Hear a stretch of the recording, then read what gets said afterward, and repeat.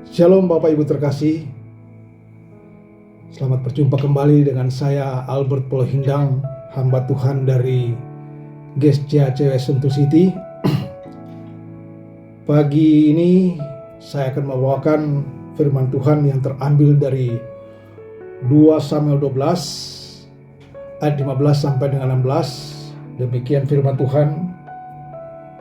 Kemudian pergilah Nathan ke rumahnya, dan Tuhan menulahi anak yang dilahirkan bekas istri Uria bagi Daud sehingga sakit.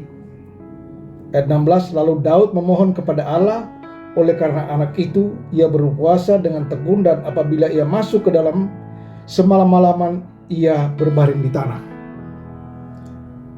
Bapak Ibu terkasih, Alkitab mencatat ada orang yang sudah berbuat salah, ketika ditegur tapi meresponinya dengan tidak baik. Yohanes Pembaptis pernah menegur Raja Herodes oleh karena dia mengambil Herodias sebagai istrinya, padahal Herodias itu adalah istri dari Filipus yang merupakan saudaranya sendiri. Dan ternyata perkataan tersebut dipendam oleh Herodias, dan akhirnya dia menyuruh Herodes untuk memenggal kepala Yohanes Pembaptis. Ada kesaksian yang lain. Kita juga tahu, kita mencatat bahwa Imam Eli ketika menerima teguran dari Tuhan melalui Samuel oleh karena kelakuan anak-anaknya, yaitu Hofni dan Fineas, Imam Eli menerima dengan baik. Tapi sayang dia tidak menegur anak-anak itu, sehingga Tuhan hanya akhirnya membunuh Hofni dan Fineas, termasuk Imam Eli sendiri.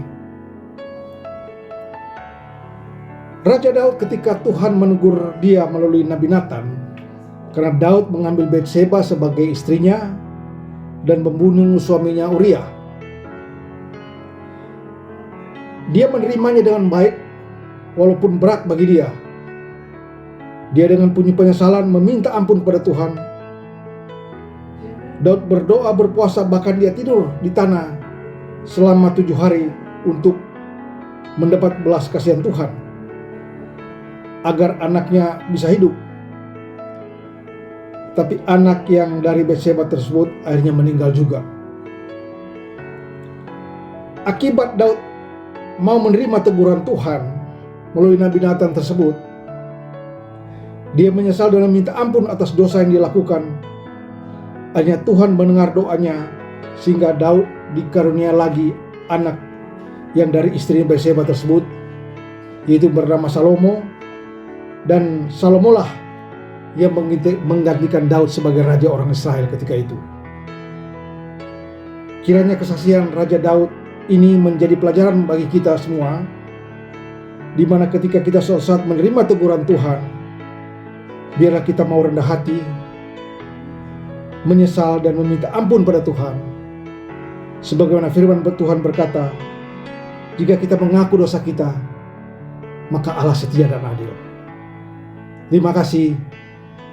Tuhan Yesus memberkati.